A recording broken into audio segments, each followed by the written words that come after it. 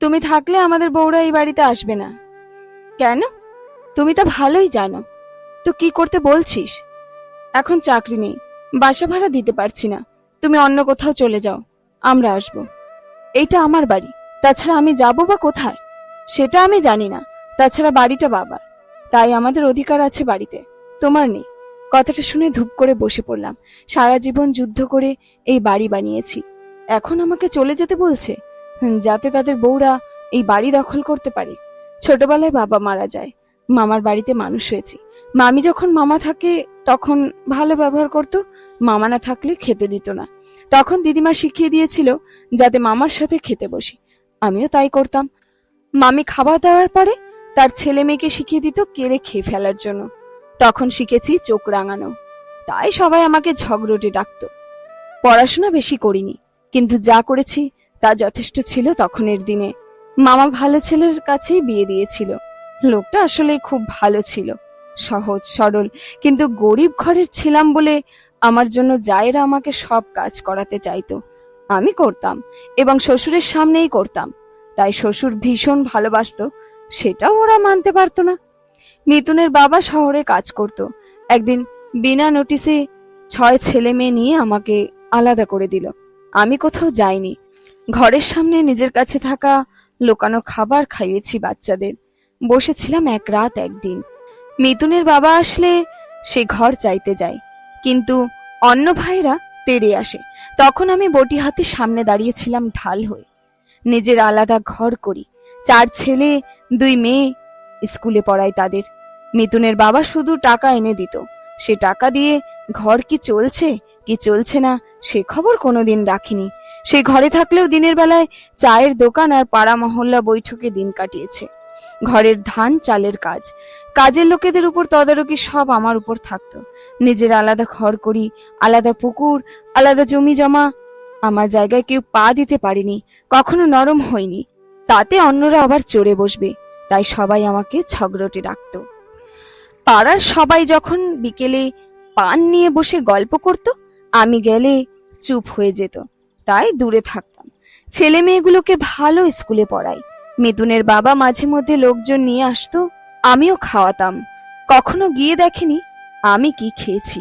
বাচ্চাদের নিয়ে আদিক্ষেতা আমার ছিল না, খেলে খায়, নইলে অন্য কাউকে খাইয়ে দিতাম। একটা মেয়ে ছিল, নাম ছিল শিউলি। ছোট থেকে বাড়িতে থাকতো, মা বাবা ছিল না, আমার কাছেই কাজ করতো আর খেত। কত বকাঝকা করতাম, কোনো উত্তর ছিল না। আমার মেয়ের বয়সী ছিল, তাই ওরা ওকে ফরমাইশ খাটাতো। আমি আমার ঘরের সব, আমার কথা ছাড়া চলতো না কিছু। আস্তে আস্তে ছেলে মেয়েগুলো বড় হয়, মেয়েদের বেশ ভালো ঘরেই বিয়ে দিয়েছি। আমাকে না জানিয়ে সে তার ভাইয়েদের কথায় বড় ছেলের জন্য বউ ঠিক করে ফেলে। যারা তাকে মারতে এসেছিল তাদের ঘরে গিয়ে সে চা নাস্তা খেয়ে ভালো হয়ে আসে। খারাপ থেকে যাই শুধু আমি। তাই বড় ছেলের বউকে আমার অপছন্দই ছিল, কিন্তু কষ্ট দিতে চাইনি কখনো। এরপর মেজো ছেলে আর সেজো ছেলে তাদের পছন্দের মেয়ে ঘরে এনে তোলে। কিছু করার ছিল না, তাদের জীবন তারা যেমন বোঝে। কিন্তু আমার মধ্যে কোনো পক্ষপাত ছিল না, কাউকে নিয়েই সব বউকে সমান দেখতাম। মেয়েরা আসলেও বেশি দিন থাকতে দিতাম না। তারপরও আমার আধিপত্য তাদের ভালো লাগে না, কিন্তু দায়িত্ব নিতে রাজি নয় কেউ। মাথার উপর যাতে না নাচে তাই আমি কখনো কঠিন থেকে নরম হইনি। বিভিন্ন উছিলায় তারা শহরে গিয়ে পাড়ি জমায়, আসে ছুটির সময়, তখনও আমার ধান চালের কাজ। মিতুনের বাবাও পাড়ি জমায় অন্য পারে। ছোট ছেলেটাকে নিজের পছন্দে খুব শখ করে বিয়ে করিয়েছিলাম। বউটাও ছোট ছিল, আদর যত্নেই ছিল, বেশ ভালোই ছিল। কিন্তু অন্য ছেলের বউদের তাও সহ্য হয় না, তাকেও ভিড়িয়ে নেয় তাদের দলের পাল্লা ভারী করতে। আমি কখনো বাধা দিতে যাইনি। ছেলেদের জন্য বানানো রাজপ্রাসাদে আমি রয়ে যাই একা। ধান চালের কাজ এলে ছেলেদের বলি বউদের পাঠা, ওদের বাহানা বাচ্চার পরীক্ষা, এই সেই। আমি একাই করি সব। এখন বয়স হয়েছে, কাজ করে খেতে ইচ্ছে করে না, তাও দুটো করে খাই। বসে থাকি কখন ছেলেরা আসবে। মেয়েরা ফোন করে চলে যেতে বলে, মেয়েদের কাছে যাই, আবার চলে আসি।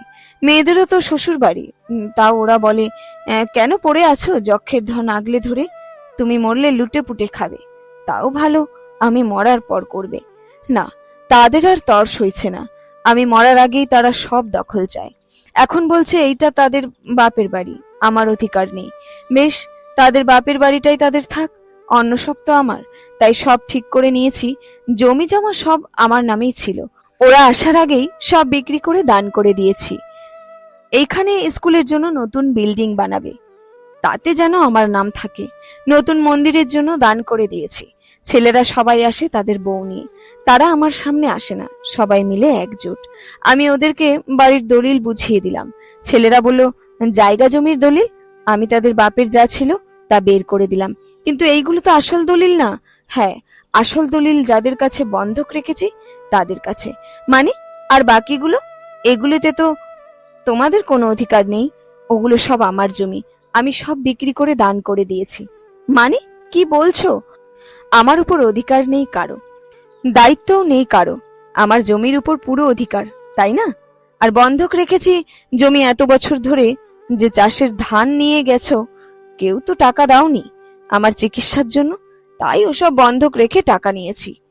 যে যেটা ছাড়াতে পারবে সে তা নিয়ে যাও। নিজের কষ্টের টাকা করে দেখো, কত কষ্ট এসব জমি কিনতে। ভাগ চাইতে এসেছো, তাই না? আমি চলে যাচ্ছি।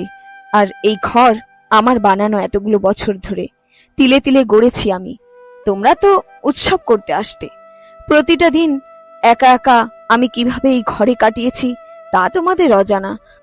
কত রাত শুধু উঠে খেতে হবে এই জ্বালায় না খেয়ে কাটিয়েছি। কলতলায় আছাড় খেয়ে পা ভেঙে পড়েছিলাম, তা নিয়ে বছরের পর বছর কষ্ট পেয়েছি। তোমরা কি করে জানবে তা? চাষের সময় কেউ কাজের লোকের জন্য রান্না করতেও বউ পাঠাওনি, কিন্তু এসে চাল নিয়ে গেছো। বাদ দাও, তাও তোমাদের এই ঘর দিয়ে যাচ্ছি। যাদের কথা তোমরা এসব করছো, তোমার চাচিদের কথায়। তোমরা যখন কাটাকাটি করবে তখন তারা দূরে দাঁড়িয়ে মজা দেখবে শুধু। তোমাদের আগলে রাখতে গিয়ে সবার কাছে খারাপ হয়েছি আমি। আমি তো ঝগড়টে মা, তাই সবাই একা হয়েছ, আর আমি শত্রু। তোমরা যদি সত্যি এক হতে জানতে, আমাকে আজ এত বছর একা থাকতে হতো না। খারাপ শিক্ষা কখনো দিইনি, তাও তোমরা আমাকে খারাপ মায়ের জায়গায় বসিয়েছ। প্রকৃতি তার নিয়মে হয়তো তার উত্তর দিবে। আমি চলে যাব, তোমরা ভাগ করে নাও এই ঘর। তুমি কোথায় যাবে? বোনদের কাছে? এইবার আমি সত্যি হেসে দিলাম। আমি জানি না আমি কোথায় যাব। নিজের কিছু কাপড় নিয়ে সব দিয়ে নিঃস্ব হয়ে দাঁড়িয়ে আছি রাস্তায়। তখন সেই কাজের মেয়েটা শিউলি হাতের মিষ্টির প্যাকেটটা নিয়ে আসছে। কাছে আসতে মা বলে চিৎকার করে ওঠে। ওর মেয়ে পিএসসিতে জিপিএ 5 পেয়েছে। সব শুনে বলল, চলো, তুমি এখন চলো আমার কাছে। তোমার মতো অট্টালিকা না হলে ছোট্ট একটা ঘর হয়েছে আমার, সব তো তোমার দয়ায়। তুমি মেয়ের মতো মানুষ করে সব দিয়েছো আমায়। আমি ওর দিকে তাকিয়ে থাকি। সত্যি কি তোকে আমি নিজের সন্তানের মতো বড় করেছিলাম? সবাই যখন পড়তে বসতো সে হাঁড়ি পাতিল নিয়ে পুকুরে যেত। ওরা যখন খেলতো তখন ধোয়া উঠা চুলায় ফু দিয়ে রান্না করত। সবাইকে খাওয়ানোর পর যেদিন থাকতো সেদিন এক টুকরো মাছ দিতাম, না থাকলে আমার থেকে ভাগ করে দিতাম। যেদিন আমার জন্য থাকতো না সেদিন মা তুমি কি দিয়ে খাবে বলে ডিম ভেজে আনতো, নইলে দুধ গরম করে আনতো। 1 বছর ধান চালের কাজ করার জন্য এক ছেলে আসে। দেখতে শুনতে বেশ ভালো ছিল। কাজ শেষ হয়ে যাওয়ার পরও সে যায় না। সেও আমাকে মা ডাকতো, বলতো আমাকে টাকা দিতে হবে না, তোমার কাছে থাকতে দাও, তোমার অন্য সব কাজ করে দেব। আমি বুঝতে পেরেছিলাম শিউলির জন্য আটকা পড়েছে সে ছেলে। কয়েক বছর পর তাদের বিয়ে দিয়ে ঘর থেকে বের করে দিয়েছিলাম। জানতাম এই ঘরে থাকলে বিনা পয়সায় কাজের লোক হয়ে থাকবে। অনেক দূরে মামার বাড়ির ওদিকে একটা জমি কিনে ফেলে রেখেছিলাম। চাষ হতো না, সে জমি ওদের দিয়েছিলাম। মোটা অঙ্কের টাকা দিয়ে বলেছিলাম, এটা দান নয়, তোদের কাজের বেতন। সেই জমিতে চাষ করে আরো জমি করেছে ওরা। 3 রুমের ঘর বানিয়েছে, 2টা ছেলে মেয়ে। আমাকে পেয়ে যেন ওরা রাজ্য জয় করেছে। কি খাবো, কি করব, কিভাবে থাকবো, ওর বাচ্চাগুলো এই প্রথম কাউকে দিদা ডাকতে পেরে ভীষণ খুশি। তার চেয়ে বেশি খুশি ওরা 2জন। আগে মা ডাকতো মালিক হিসেবে, এখন মা ডাকে সন্তান হিসেবে। এ যেন ওদের বড় পাওয়া। শেষ হলো আজকের গল্প ঝগড়টে মা। কলমে দোলনা বড়ুয়া তৃষা।